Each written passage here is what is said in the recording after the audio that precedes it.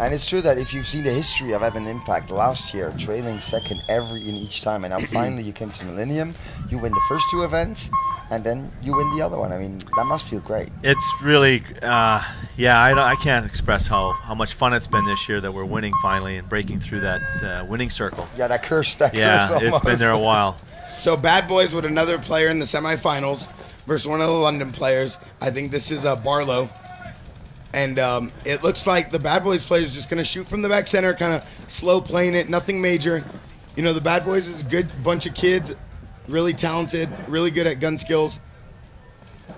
Kind of quiet on both sides, not really rolling paint. Well, he's thinking about, you know what, maybe he won't know where I am. But hey, here we go. You can hide. Here we go. A little pep in your step. Get in the game. It's crazy to see these players battling from back center to back center. That's like a crapshoot. Like, you never know what's going to happen. Yeah, that's a dangerous thing. Yeah. Playing a little cautious. Mm-hmm. But okay, for them, €1,000, it's like they think about the money. And I think the more you think about the money when you're playing, the less you're going to win. I mean, at this situation, it's the semifinals, one-on-one. You know, Oliver won the first one. Mishka won the second one. These guys want to win and get their name up there with some of the best players in the world. But playing in the back center is not really going to do it for you. No. You got to get up the field. Could see a mad rush here near the 30-second mark here. Yeah, I'm expecting it. Yeah, it started happening. And he actually went farther back since the Millennium's behind the back center. Oh, there he goes. So if the game ends right now, the London player will get the win. And he will. So what are they doing now? They're turning around the field. Big rush. Now that's where experience comes in. So this is a good move. It's not a good move, actually. Yeah, I don't know. About it. Can't go backwards. He's going to have to shoot him to make this work for him. Yeah. Otherwise, time's out and you're going to be... he just has to stay alive now. Now he's got to get going. Oh, wow. Wow. Yeah. Wow. Yeah. So the Bad Boys player shoots him while he makes a tactical retreat. Okay, then. That's the interesting thing about this field is that snake side. There's a lot of bunkers on the snake side. It just, you know, for us coming into the game on the breakouts, we can't seem to. The snake side, there's not a lot of lanes to shoot. Well, we've been watching Justin Cornell on your team just crush it down the snake. It seems like every time you put him in, he knows exactly what he's got to get done, and he just gets done and gets off the field. Hey, guys, 2 kids. Axel Godin against the guy who actually won against Oliver Lang. He put a point on the board. Yeah, he's about 14 years old. He's also from Bad Boys. Yeah. Their third player in the semifinals. But Axel Godin, a big pickup for Art Chaos. They just can't seem to put it together this year as well. They're having a rough season trying to just figure out how they're going to use their new pickups. Bart, what do you think's going on with Art Chaos this year? You know, I don't know. You hear certain things, and then it's really, if you're not on the same page, and if you get off to a rough start, that's where I was really concerned about our team out of the gate with finishing 6th at the first PSP. You know, it's a rough start, so you got to really come back to counter. And I don't, you know, again, it's back to who's your main guys playing them, and you may have to play short for a while to get back on track. Yep. I'm not sure if that's what they did. Yep. And Axel's going to get this win with a nice little snapshot through the Dorito. This is my boy Semed from Croatia. Shout out to all the Croatian paintball players. He plays with me on Scorpion Milanos. He's a great player from Croatia. It's good to see a lot of players from around the world. And he's playing against the Bad Boy Toys, one of the Bad Boys players, one of the kids. They're going to battle back center to back center. Seaman plays good, you know, for a kid from Croatia coming up in the game, then training in Italy. Lot of talent, a lot of raw talent that these kids have, and it's cool to see how paintball is growing worldwide. Just like at one point, you guys were the small kids from Canada, and now you guys are running the world. Yeah, it's you know, they've been playing since they were 10 and 11, and here we are 24 and 25. I seriously remember playing you guys in the PSP in like D1 or D2. It's amazing. Yeah. It's amazing where time has gone and we're still here. Bad Boys with a nice move, but I think Seema can catch him. He's shooting over the top. You know, he plays a controlled game. He's pretty calm. He has a crazy accent, pretty hot girlfriend, and a nice accent. So it's all pretty the cool finer to watch points. this. Yeah. Oh, Seema, nice little move out. Let's see if it works out for him. It's a hard bunker to battle out of. That's the one. That is the one tough bunker on this field. Hardest bunker. Yeah. You can't really do much. But he makes a nice little ring around. He's doing a little battle, a little Croatian stump. The Bad Boy player battling from the M. That's a hard bunker to play from. But Bad Boy. He tried to grab a pod. The pod was empty.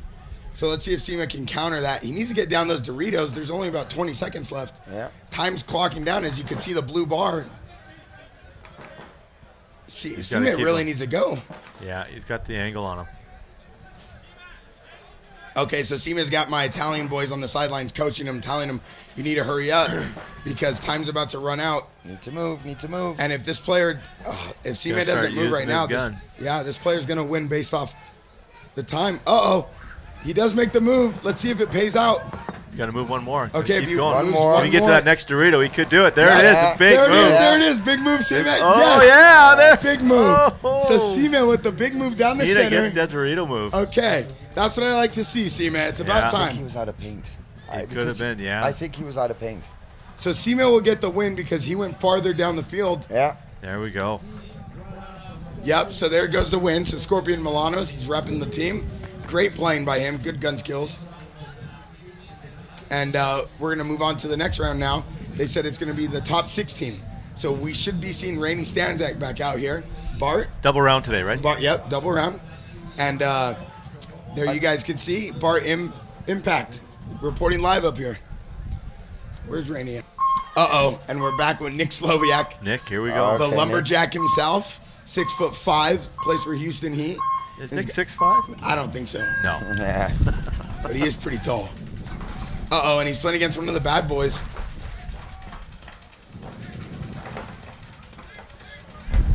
So now, of course, the pressure's on Nick. Yeah. Yeah, Nick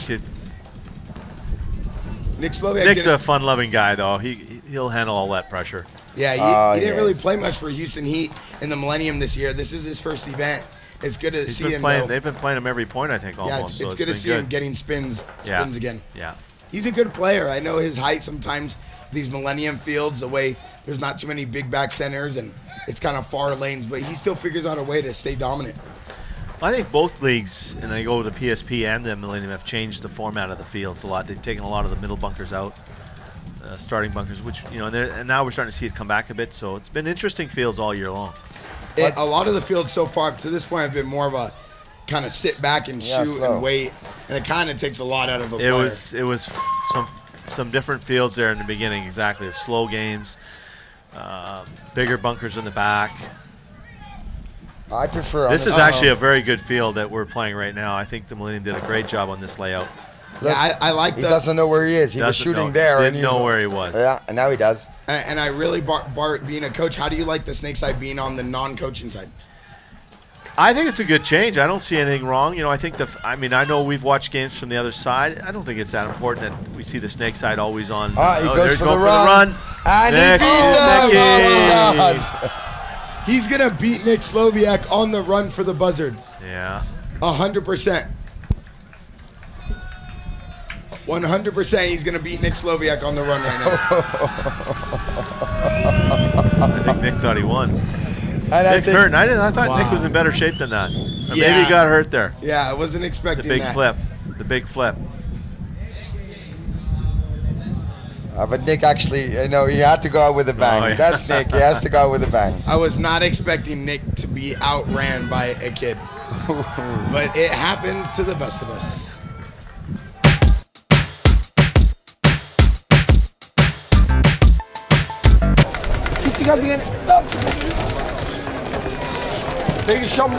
We have Sister De Jong ready. Okay, so first semi-final. Still race to 2. We have on your left side Sister De Jong from Bad Boys.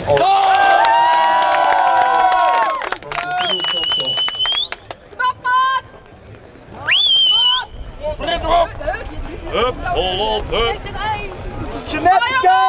Hey, Jeanette!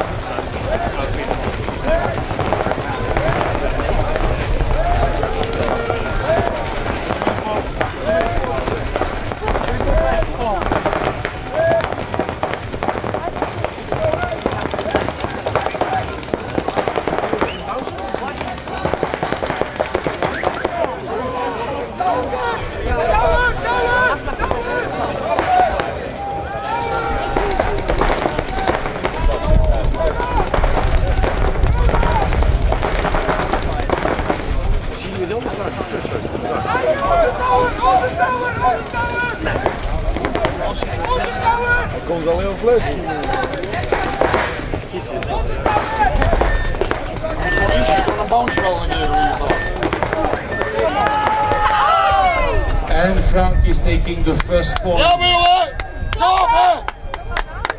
Next game we have on your right side Kevin Kuhn, also from the Toulouse Tonton, which is going to face Kyle Spica from MLA Kings Prague, also Danasi played.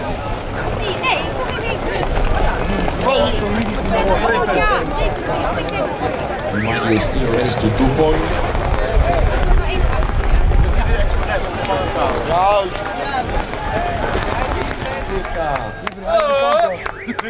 Now we go to the other semi-final between Sister De Jong, which is on your left, and Frank Chambon on your right. And Frank is leading for the first point. So just to remind you the rule. To get a point, you just need or to eliminate your player, or to buzz on the opponent base, the nearest of the flag station at the end of 2 minutes.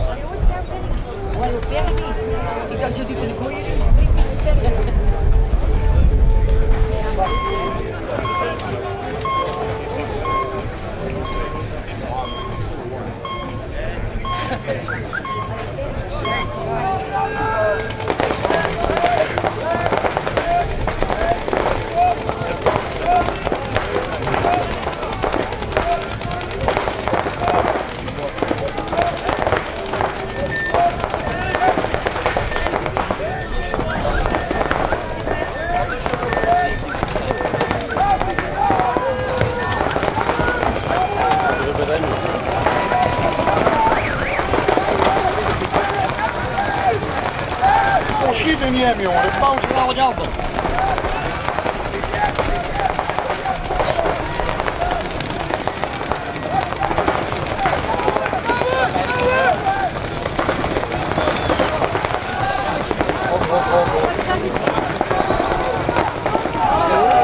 Oh, ja, and we have our first finalist, Frank Chambon from the Toulouse Tonton, which will play in final again, the winner of the other semi-final between Kevin Kuhn and Kyle Spica. Kyle Spica is leading so far the game by 1 point. He's on your left.